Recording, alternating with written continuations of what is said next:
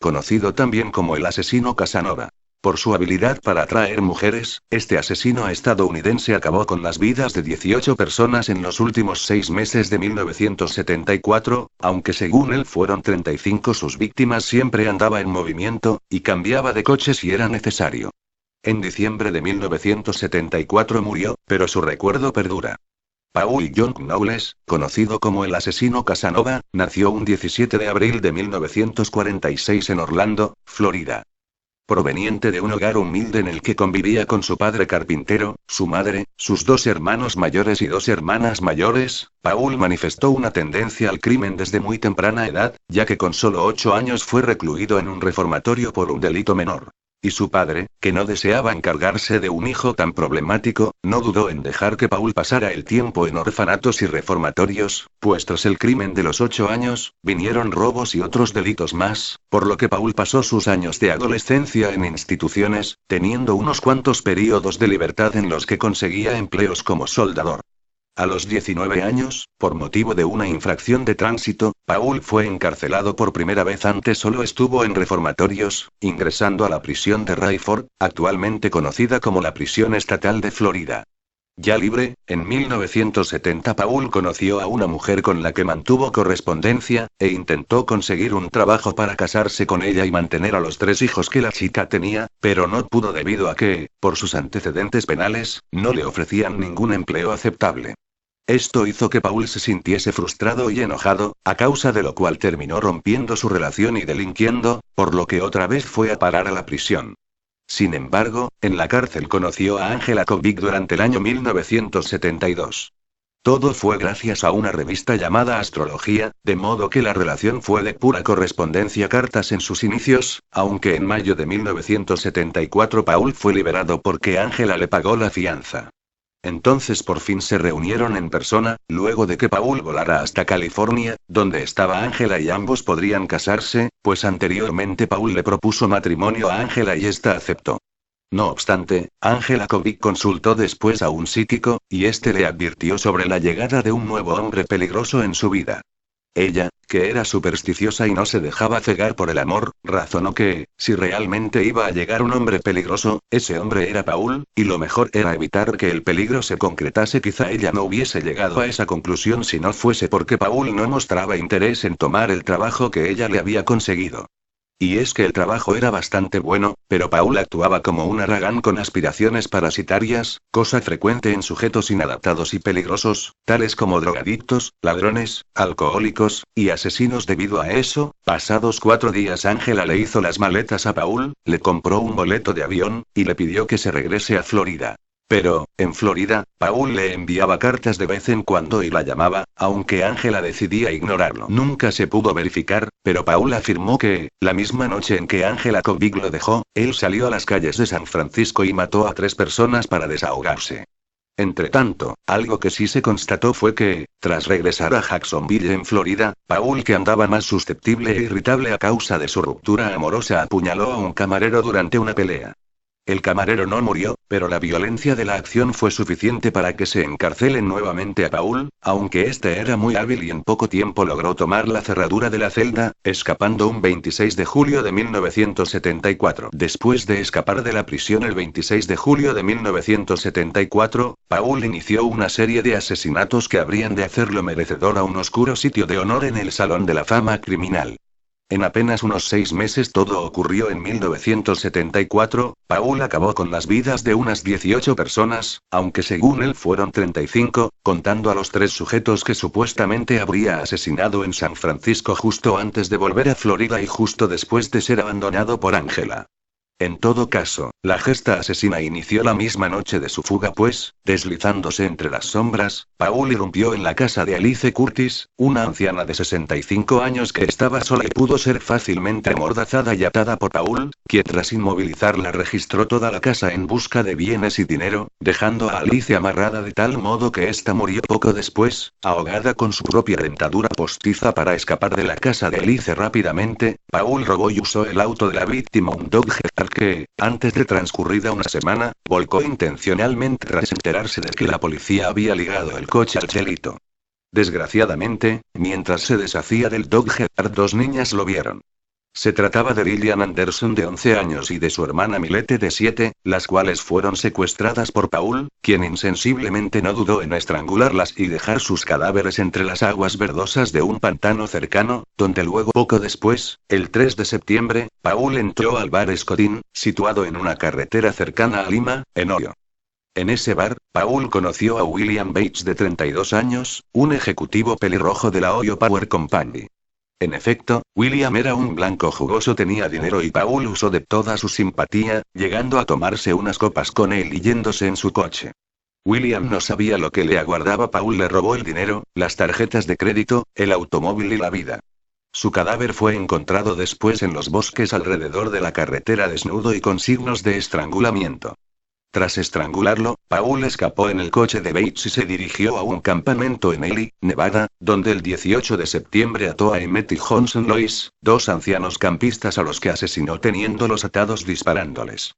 Apenas 3 días después de exterminar a los dos ancianos campistas, el 21 de septiembre, estando en Seguin, Texas, Paul vio a Charlie Nix, una motociclista que le llamó la atención, por lo cual la secuestró, la violó con sus propias medias, y posteriormente arrastró su cadáver y lo frotó contra un alambre de púas. Esta vez el turno fue de Doris Obey, una mujer de 53 años a la que Paul asesinó con el rifle de su esposo, quien estaba ausente al momento del crimen, limpiando después sus huellas dactilares y dejando el arma junto al cadáver de Doris. Un policía detuvo a Paul por infracción de tránsito. El policía no tenía idea del monstruo con el que estaba tratando, así que lo dejó ir tras regañarlo y advertirle de las consecuencias que podría tener el incurrir de nuevo en esa u otra infracción vehicular. Ese momento las chicas no imaginaban quién era Paul, y afortunadamente nunca lo descubrieron por experiencia propia, ya que Paul las dejó en las afueras de Miami sin hacerles nada, pues se había quedado asustado después de la detención por infracción de tránsito. Inclusive, tan nervioso estaba que contactó a su abogado. Y en una reunión con Paul, le sugirió que se rinda y se entregue, pero Paul rechazó la propuesta, aunque había ya confesado sus crímenes, y el abogado lo había grabado. Pese al susto que se llevó al ser detenido por infracción vehicular, Paul no se detuvo. Así, el 6 de noviembre en Macon, Georgia, Paul se hizo amigo de Carswell Cary. Tras tomarse unos tragos con él, fue invitado a su casa para que pase la noche. Sin embargo, el agradecimiento de Paul se manifestó apuñalando con tijeras a Carswell y estrangulando a su hija de 15 años, con cuyo cadáver intentó tener sexo necrófilo pero no pudo, pues le apareció su impotencia. Sufría de impotencia no permanente. Justo un día después, 7 de noviembre, algunos policías entraron a la casa de Carswell, hallando una escena espeluznante: muebles volteados que parecían haber sido arrojados, libros desparramados en el suelo, filudos trozos de espejos y otras cosas de vidrio desperdigados, etc. En el dormitorio principal yacía el cadáver de Carswell Cary desnudo, con las manos atadas a la espalda, y con heridas de tijera por todo el cuerpo, enrojecido y humedecido por los pinchazos que lastimosamente no lo mataron, ya que su dolor fue tal que, según dictaminaron los forenses, falleció por un infarto, quizá debido a que, de la forma en que había recibido los 27 cortes de tijera, se conjeturaba que la intención de Paul había sido la de proporcionarle una muerte lenta y llena de agonía. Por su parte, en otra habitación menos grande y ubicada al final del pasillo, estaba boca abajo el cuerpo desnudo de Mandy, la hija quinceañera de Carswell, cuyo cadáver tenía una media envuelta en el cuello y otra metida en la garganta, mas no presentaba cortaduras, pues, según se vio después, el asesino había intentado sin éxito tener sexo con el cuerpo sin vida de la chica, para lo cual era mejor tenerlo en buen estado. En cuanto a la esposa de Carswell, esta se salvó ya que, en las horas de la noche en que tuvo lugar el crimen, ella estaba trabajando.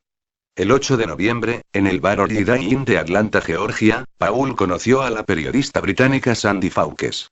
Inicialmente, Sandy estaba cansada y desanimada, bebiendo tras fracasar en una misión periodística en Washington. De pronto vio llegar a Paul en uno de los elegantes trajes de Carswell, y se impresionó por su buen aspecto demacrado, pensando que debía ser europeo por la actitud, el porte y la apariencia.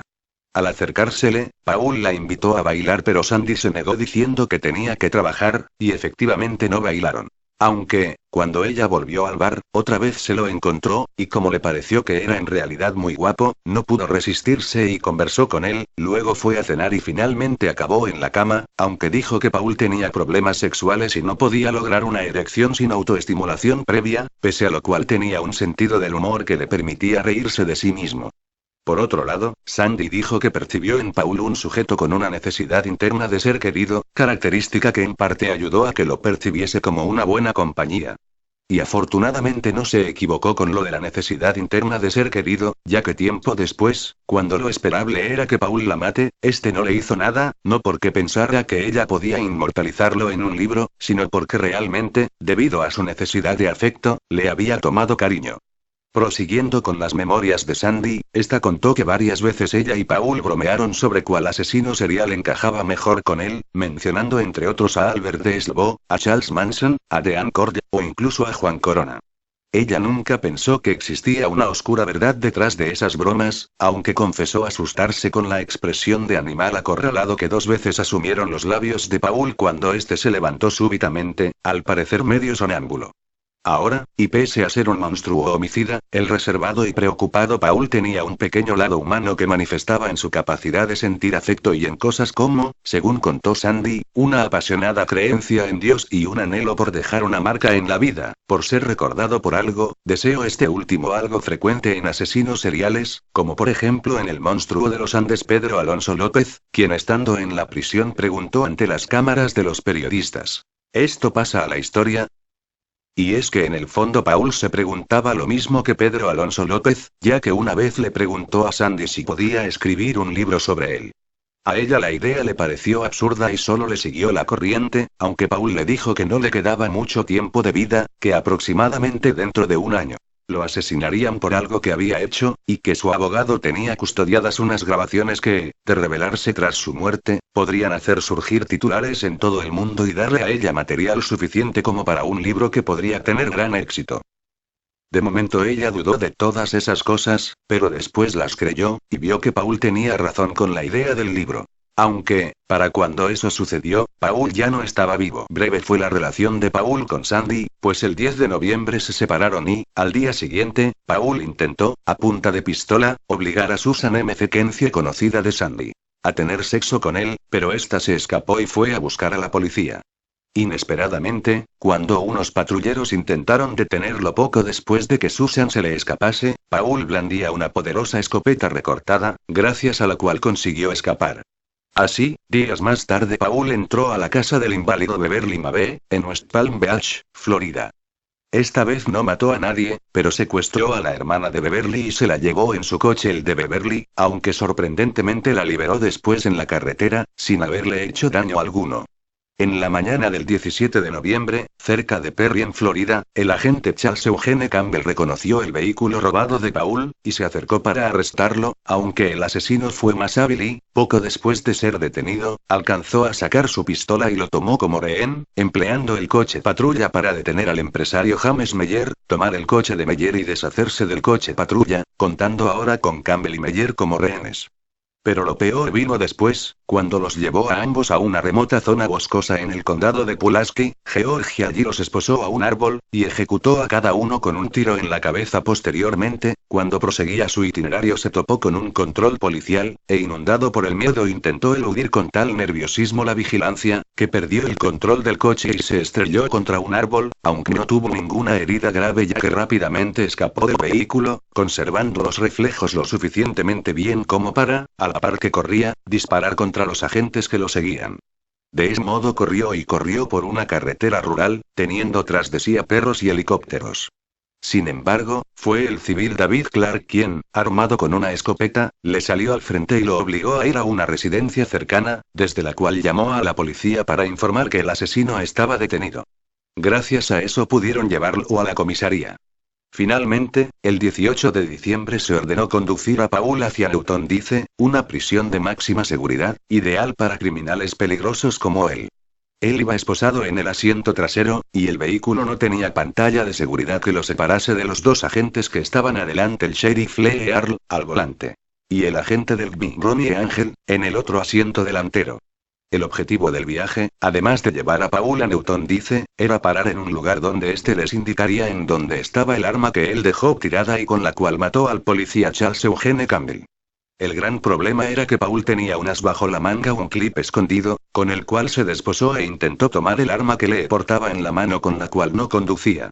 Fue ese el momento en que sus profecías se cumplieron, pues, mientras forcejeaba con Lee, quien a la vez trataba de mantener el control del coche, recibió 3 disparos en el pecho por parte de Ron y Ángel, muriendo instantáneamente. No pudo haber juicio ni nada, pero Sandy se dio cuenta de que Paul no le había mentido, y lo inmortalizó en su libro Killing Time, publicado en 1977. Además, también se escribieron otros libros sobre Paul, y su historial de muertes hizo que su nombre quedara grabado con letras de oro en la lista de los mayores asesinos estadounidenses.